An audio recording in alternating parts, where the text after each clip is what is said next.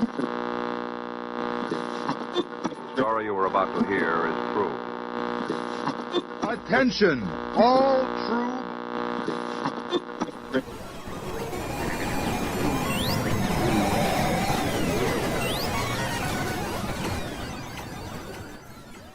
She's alive! Alive!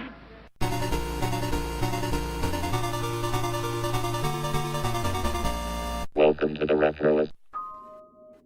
I'm very lucky that I had a sister who enjoyed going to the movies. Now, I didn't always get to choose what movies I wanted to see, although I could nag her and eventually get her to take me to a movie that she might not wanted to see. But often the best memories I have of my time seeing movies with her were movies that completely surprised me.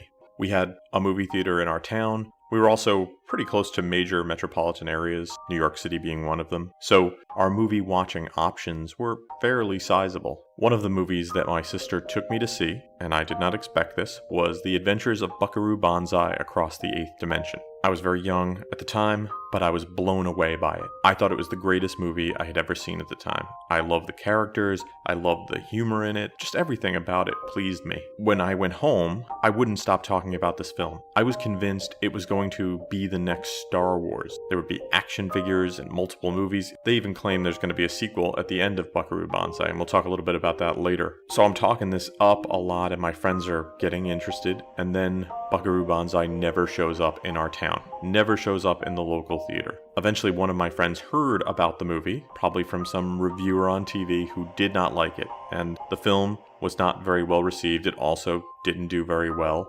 Nobody had seen this film, and yet I was ridiculed. This was a time before everything was instantaneous, and so I couldn't even try to prove my point that this was a great film. I had to wait until this movie came out on VHS, and it felt like it was forever before it did. And eventually it would come out on VHS, and eventually it would get onto cable television. When I worked in the video store, I had it on all the time, trying to convince people it was great. The good news was when my friends actually got to see it, they got the humor. They identified strongly with the characters. They themselves could not understand why Buckaroo Banzai was not a hit. I don't think I'm able to properly speculate as to why. All I can say is that having gotten to see it when I did was a very special experience for me, and being able to share it with people who hadn't seen it made me feel like I was part of the film, that I was its advocate out in the wild trying to convince people this movie should have been something more. And I guess that's why I wanted to talk about the film today.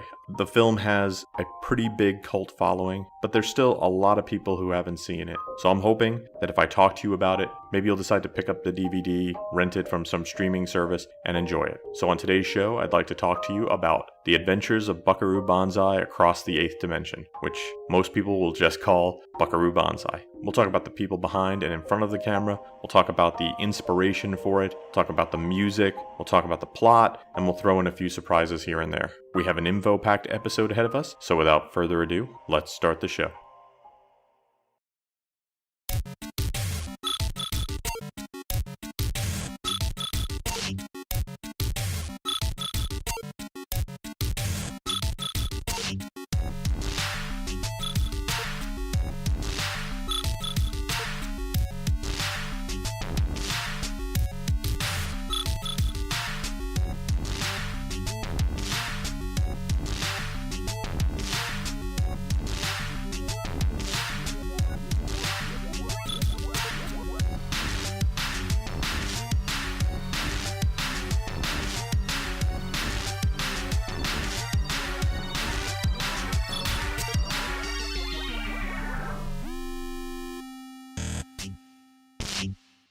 The Adventures of Buckaroo Banzai is a 1984 sci-fi adventure comedy romance directed by W.D. Richter. It is about the very talented Dr. Buckaroo Banzai, who's a test pilot, musician, neurosurgeon, physicist, and just all-around awesome guy, who, after mastering interdimensional travel, has to face off against the red electroids from Planet 10. Now that summary does not sound just quite as unusual as this film is, and we'll go into the plot a little bit later. But first I want to talk to you about the character that probably most inspired Buckaroo Banzai, Doc Savage.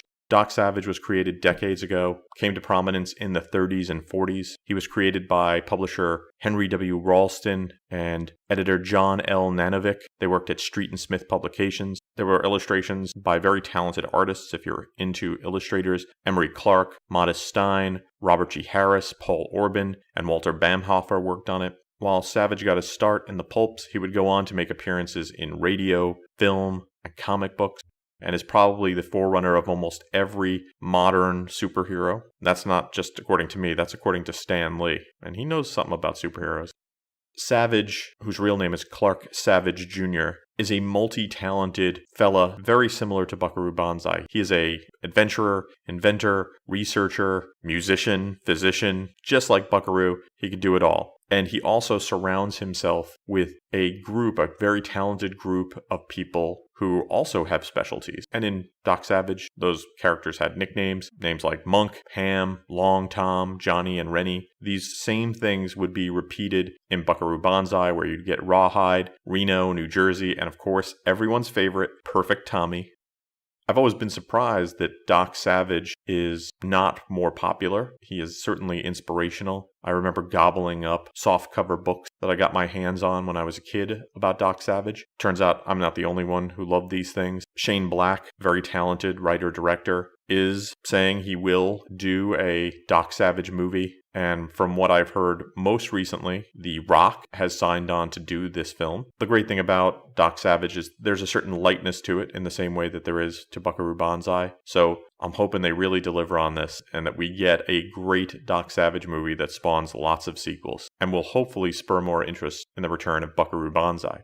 The man who directed Buckaroo Banzai is W.D. Richter, who was born in 1945, screenwriter, film director, producer, probably best known for his work on Buckaroo Banzai as a director. He also worked on Invasion of the Body Snatchers and co-wrote Big Trouble in Little China. The film was written by Earl Mac Rauch. He's probably best known for the screenplays for A Stranger Is Watching and The Adventures of Buckaroo Banzai. The story of how Buckaroo Banzai came to be is long, and there's lots of great stuff online about how Rauch would eventually come to write it. He would start writing these stories and would build this Buckaroo Banzai universe, but he wouldn't often finish the stories. And so he kept writing other things and would have things produced, but it would take years before the adventures of Buckaroo Banzai, as we see it, came to be. There were a lot of great material that would make it from very early drafts into the final film. Things like Buckaroo Banzai's jet car, the Hong Kong Cavaliers, his group of, I want to say, merry men. One thing that did change was Buckaroo's surname. He changed it from Bandy to Banzai, which was an interesting choice. And what we get is a merging of Eastern and Western cultures in one person, which in the early 80s and into the mid 80s seemed even a little bit more, say, poetic, because there was a bit of a fear of Japanese buying in America at that point. And to have a character who brings both of those worlds together and is a superhero is a beautiful and wonderful statement. By the time the film was shot, Richter had a 300-page book that had notes and incomplete scripts, all from the stuff that had been written over the years. Principal photography began in September of 1983 and was filmed around an industrial suburb of LA called Southgate. What's amusing to me, being from New Jersey, is that a lot of the locations that are mentioned in the film are supposed to be New Jersey, and yet it looks nothing like New Jersey, which I don't think occurred to me the first, or maybe even the first 30 times I saw this film. But it's fun when they shoot things which are very obviously not a place, and you're very familiar with them, and it doesn't even occur to you. Nowadays, I guess I'm a little more savvy about that. The film had two cinematographers, Jordan Cronenweth, who was the initial director of photography, and then he was replaced by Fred J. Konekamp. They have a very different look. From what I've read, Cronenweth's was a little bit more art-housey, and the producers of the film wanted to look more like Raiders of the Lost Ark, flatter, more two-dimensional, so they insisted that Konekamp come in and finish it. Michael Riva was hired to do the pre-production work as a production designer, and came up with a very unique look for the aliens and a lot of the crazy props in the film. They did a very interesting thing with the spaceships, especially, which translates into how everything works with the aliens in the film. They didn't go with a metal spaceship. Instead, they did more of an organic, almost oceanic look. And it gives these aliens who are masters of dimensional travel this unpolished look, which gives this film a uniqueness that was very different than the films that were inspired by earlier films that were science fiction. Films like 2001, the Star Trek films and TV show, and even Star Wars. I mean, the Millennium Falcon could be a mess, but not as messy as some of these ships you'll see in Buckaroo Banzai. After these messages, we'll be right back. I don't know, Grace. Come on, Adam. I can't. It's easy. I've never written one. It's quick. I've never written anything. Ever. It's fun. I don't even drive. Honda scooters. They're everything but ordinary. It's sexy. I'll take it. I'll take you. Can anything stop the animal? The animal. It's a big, powerful 4x4. But when the going gets tough, it bares its claws to climb over anything that gets in its way. The animal, the animal. Can anything stop? The animal, the animal. The animal, clawing its way to the top. The animal, each sold separately, batteries not included. New from Galoob. And now, back to the show. Now I'm going to talk to you a little bit about the plot of the movie. Try not to give too much away, but there will be some plot points given away. Retro Art Blog, a friend of mine, was kind enough to send me a Christmas gift this year. I have a Viewmaster of Buckaroo Banzai, and on the back of the Viewmaster, which I'm holding up and trying to show to the microphone as if you could see it, is a summation of Buckaroo Banzai. So I think this Viewmaster summation is better than anything I could come up with, and will hopefully fill in exactly what's going on in Buckaroo Banzai. So here we go. Buckaroo Banzai, brain surgeon, scientist, race car driver, and rock and roll singer, is caught up in a struggle to save the Earth from destruction. Driving his magnificent jet car, Buckaroo goes through the 8th dimension, where evil red electroids from Planet 10 have for years been exiled. Their leader escapes to Earth. A black alien from Planet 10, John Parker, delivers an ultimatum to Buckaroo Banzai. Either the leader of the Red Aliens, John Worfen, is stopped before he returns to Planet 10, or we fire a nuclear weapon from your airspace to Russia. This will be taken as an American first strike,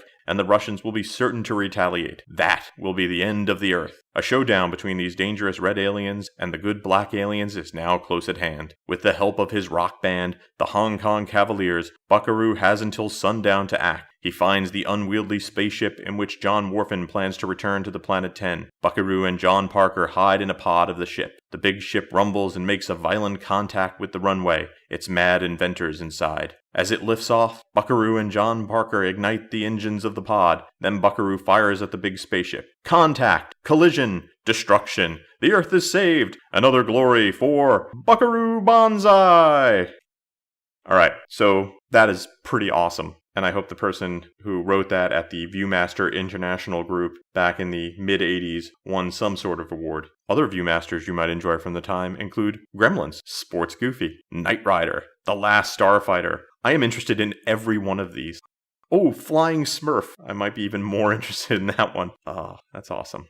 So as you've heard, I mentioned the Hong Kong Cavaliers. These characters are his band and his sidekicks. They are very similar to Doc Savage's Fabulous Five, and I will be mentioning them in the film by their code name. Only one of the people in the Hong Kong Cavaliers is referred to by their real name, but that's because he joins the Hong Kong Cavaliers during the film, and that is New Jersey. Also, there's another group, the Blue Blaze Irregulars, who are sort of the auxiliary for Buckaroo Banzai, because not only does Buckaroo have this core group of people, but he has an almost unlimited amount of people willing to come to his assistance at the drop of a hat. He is that amazing. The cast of this film is immense, so I will try to go through it quickly and talk mostly about the main characters. I wish I could talk about all of them, but we'd be here for 6 hours, and nobody wants that. Peter Weller played Buckaroo Banzai, Renaissance man, and all-around awesome guy. Richter, when he was casting the film, wanted an unknown, and they looked at a lot of people. Eventually, they decided on Weller, who was still relatively unknown. Weller was born in 1947, still working today. When asked who he based his character on for this film, he said Jacques Cousteau, Elia Kazan,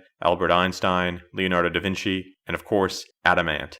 John Lithgow played Dr. Emilio Lizardo, also Lord John Worfen, the exiled leader of the Red Electroids. He is described as similar to Earth's Hitler, so he's a pretty bad guy. Born in 45, Lithgow has worked in a ton of things, won Tonys and Emmys, Golden Globe Awards, you name it. Maybe people remember him from Third Rock from the Sun, but he was in films like Raising Cain, Cliffhanger, Rise of the Planet of the Apes, The World According to Garp, Twilight Zone the movie, Shrek, Harry and the Hendersons. He is a great actor, perfect villain for the role, and his accent is amazing. From what I understand, when Peter Weller first heard him doing this crazy accent, which I think was based on maybe a costume person who worked on the film, he couldn't stop laughing. Ellen Barkin plays Penny Priddy. She's a woman who is the identical twin of his dead wife, Peggy Priddy. Ellen Rona Barkin was born in 1954, still working today. You might know her from her work in Tender Mercies and The Big Easy. Clancy Brown played Rawhide. This is one of those rare instances where you get to see Clancy Brown play a good guy, and Rawhide is Buckaroo's right-hand man. It appears, and this is going to be a spoiler, that Rawhide dies in the film. Now, I was a big Rawhide fan, and every time I'd see this, it really kind of bothered me. But as we would find out later in the DVD, he does not in fact die. He is quite alive, he was preserved, and that would explain why in the end credits of the film, he is with the group strutting down in that wonderful concrete river. We'll talk a little bit about that in a few. Rawhide is the piano player in the Hong Kong Cavaliers. Pepe Serna played Reno Nevada. He's the saxophonist. He's also romantically involved with another of Buckaroo's teammates, a woman who's not seen in the film because she's in Tibet. Her name is Pecos. Lewis Smith plays Perfect Tommy, which is the best name for any character in any movie. He's the rhythm guitarist, and he's perfect. We know he designed the jet car's suspension system to allow it to grab the ground while it's traveling at supersonic speeds, very important, so that it could cross dimensions. The part of Perfect Tommy was originally offered to Michael Madsen, but he had to turn it down because he had a scheduling conflict with the film The Natural. Jeff Goldblum played Dr. Sidney Zweibel, better known as New Jersey. We don't know what role he's exactly going to play at this point in the Hong Kong Cavaliers, but he says he plays piano, dances a little, sings a little. He's the rookie member of the Cavaliers. Goldblum, besides Jurassic Park and Independence Day, he's been in a lot of other films. Billy Vera played Pinky Carruthers, who is the bass player in the Hong Kong Cavaliers. He's also one of the Blue Blazer regulars. So I don't know what the politics of being a Blue Blazer regular and a Hong Kong Cavalier is. Maybe he's even more special. When they did the DVD commentary, which is kind of that pop-up video style, you get Pinky Carruthers' information that illuminates and fascinates. Robert Ito plays Professor Hikita. Ito was, to me, best known for his work as Sam on Quincy M.E., and he really wanted this role enough that he wore his own makeup to the audition to make himself look older. And he does a great job in the film. And there were scenes that were cut out of the film that showed him as a young man, along with Buckaroo's mother and father. His mother famously played by Jamie Lee Curtis, and you can see a picture of her in the jet car. Didn't really add too much to the film, but it does explain a lot that we don't get from the film, especially what happened to his family, how they died, and also who this massive other villain, which we find out will appear in the second Buckaroo Banzai film, but doesn't because there was never a second one. Christopher Lloyd played John Big Booty, sometimes known as Big Booty, although he'll correct you a lot. Christopher Lloyd, Doc Brown from Back to the Future, and he was on Taxi. Don't think anybody needs to know any more about him. Rounding out the cast, you had Rosalind Cash as John Emdall, Carl Lumbly as John Parker, Vincent Schiavelli as John O'Connor. You notice all the Electroids have John as their first name. Dan Hedaya as John Gomez. Matt Clark as the Secretary of Defense. Oh, and Yakov Smirnov as the National Security Advisor, which is very 80s feeling, worth mentioning. The music in Buckaroo Banzai is, now I'm going to put this out there, maybe one of the greatest soundtracks made during the 1980s. The theme song, the score is so very original that if you haven't heard it, I would suggest you just go get the album and listen to the soundtrack. It's so good. The film's music coordinator and sound designer, Bones Howe, worked with the musician Michael Boddicker, and he is the one who wrote and performed the score and did the theme music and sound effects. This doesn't include the arrangement of Buckaroo singing Since I Don't Have You to Penny Pretty in the music club. That was Bones. That song, Since I Don't Have You, which is very nice, although I think the original version by the Skyliners, which is a doo-wop classic, is a little bit better.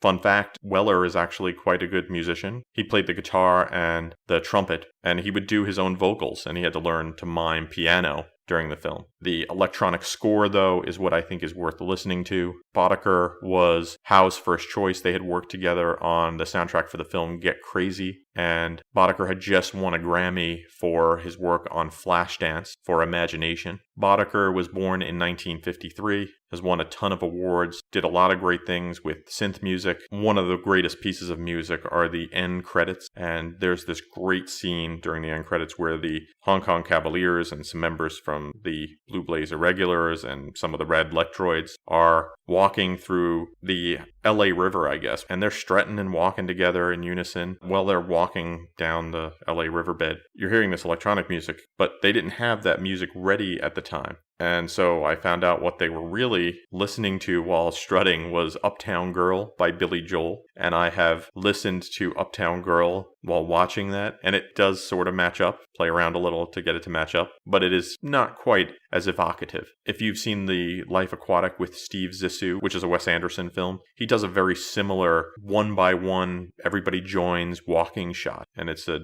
direct homage to the end of Buckaroo Banzai. We'll return after these messages.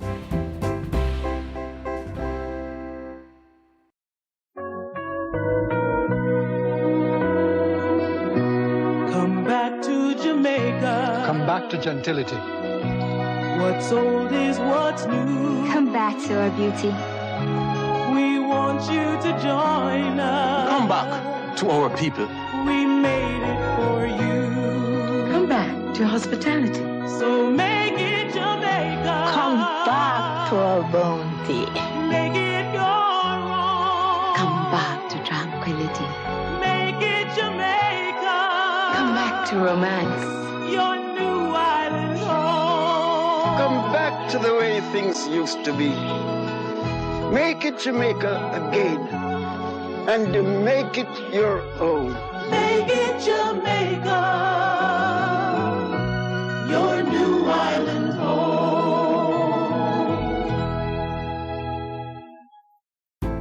And now, back to our show.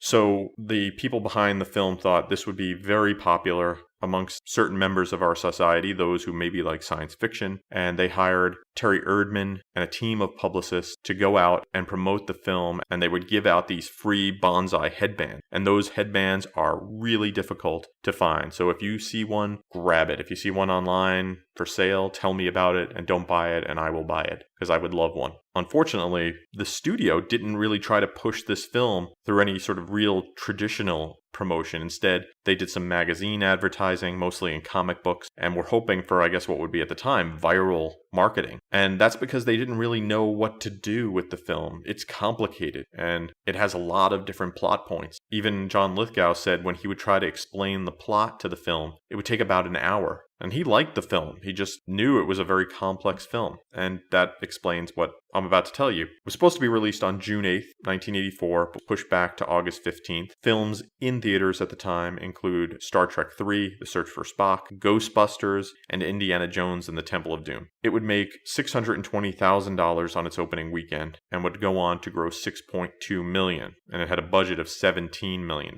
So not good. Although when you read critics' reception at the time, it almost seemed like they wanted to enjoy this film, calling it unusual, referential, hip even, maybe foreshadowing the fact that this film would go on to become a cult classic. At the end of the movie, the film invites you to come see the upcoming sequel, Buckaroo Banzai vs. the World Crime League. Unfortunately, because the movie did not do well, The studio that had been formed to even create these movies folded, and we never saw more Buckaroo Banzai. When it was released on video and television, though, the film became that cult classic, kind of the way Mad Max had, which was released in 1979. And you would think, well, it's suddenly become very popular. Maybe we could get those sequels going now. But because of legal wrangling and the bankruptcy that had happened, the film's sequel rights got bogged down, and it just never happened. And I think that this film was even a difficult sell to get released on DVD, so we're very lucky we have that.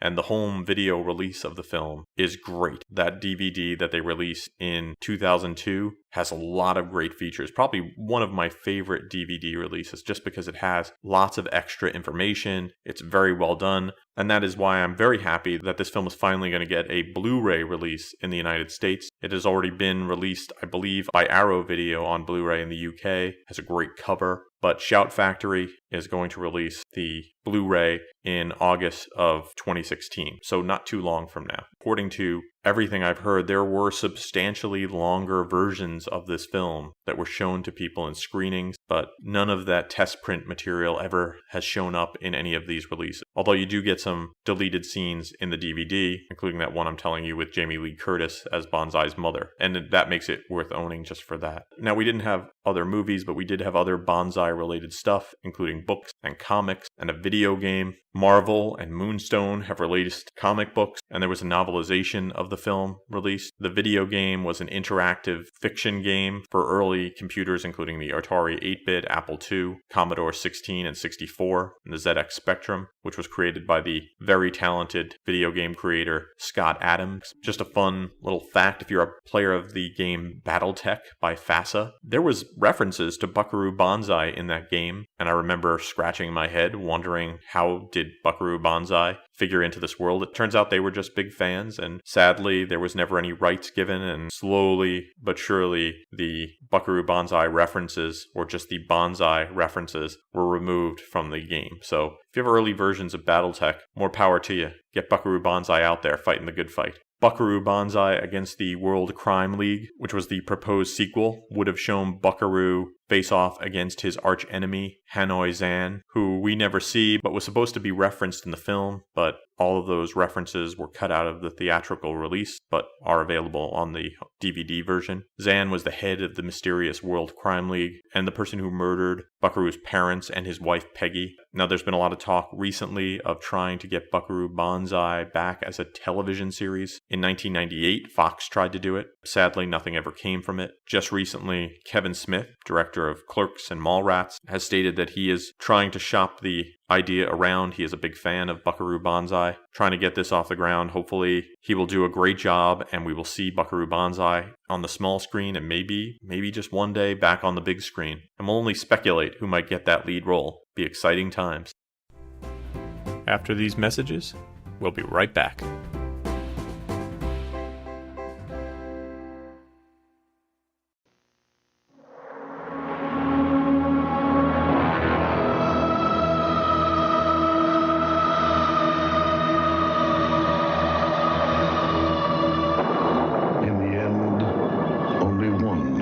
Prevailed, and the warriors who used it ruled. Photon, the ultimate laser battle game.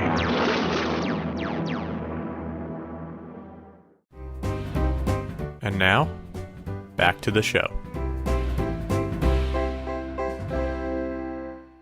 Buckaroo Banzai is a great film, and it's considered a cult classic now. But it's so much more than that. It's the story of a character who triumphs by their brains and their bravery. And now, he might not be considered cool in the sort of aggressive, high-energy way of the modern hero, but he is thoughtful and he cares about people. And you could see that in the music club scene especially, where he is concerned that one person is upset and not enjoying themselves. And this film spoke to me as a young person who was trying to look for role models in film. He was this kind, intelligent adventurer, surrounded himself with wonderful people who he could count on, who respected him. I know a lot of people like anti-heroes and lone wolf dark characters. And what I like about Buckaroo is that he is not those things. Would he have been capable of being those things? Sure. But that's not the life he chose. He chooses to make the world a better place, not just on a big level, but even the world of the people who he interacts with on a regular basis. And that's why I think this movie is worth you watching now. So if you have the time, maybe this weekend, fire up Buckaroo Banzai.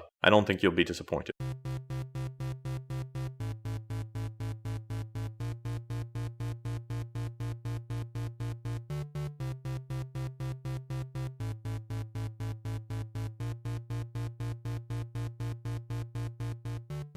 Thanks for listening to the show. For more retro fun, you can drop by the website at www.retroist.com. You can follow me on Facebook and Twitter. I'm at facebook.com/retroist.com and twitter.com/retroist. The music you hear on the show is by Peachy. If you have musical needs, you can email Peachy at peachy@retroist.com. This is my 200th episode of the Retroist podcast, and I don't usually add anything to these shows, but I thought I would mention that and thank everyone who's been listening. It's been very interesting to do this, and hopefully I will continue to release episodes on a fairly regular basis, and you will continue to listen. I appreciate it. Thanks for listening to the show, and I hope you have a great weekend.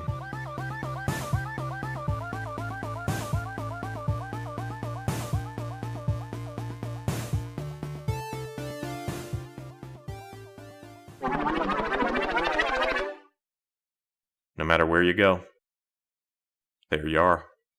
This has been a Retroist production. Goodbye.